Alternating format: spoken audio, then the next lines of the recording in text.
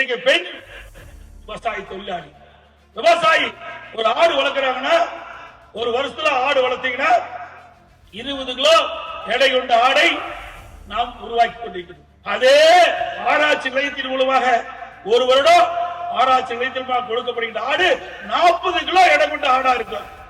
அப்ப அந்த பெண் தொழிலாளிக்கு 20 கிலோ ஆடு கூடுதலாக கிடைக்கும். எடை கூடுதலாக கிடைக்கின்ற பொழுது வருமானம். அதுபோல கோழி, பன்றி, மீன், இப்படி இந்த ஆராய்ச்சி நிலையத்தின் மூலமாக உருவாக்கப்பட்டு நம்முடைய விவசாயிகள், விவசாய தொழிலாளி கொடுப்பதற்கு தான் இந்த அற்புதமான திட்டத்தை கொண்டு வந்து, ஆனால் பல லட்சம் செங்கலிலே கட்டப்பட்ட கால்நடை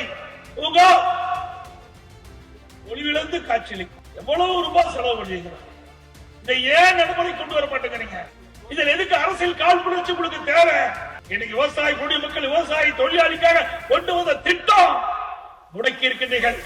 இன்னும் அடுத்த ஏப்ரல் மாசம் தேர்தல் நடக்க இருக்குது. மே மாசம் அனைத்து இந்திய அண்ணா திராவிட முன்னேற்ற கழக ஆட்சி மலரும். இந்த திட்டம் தொடரும்.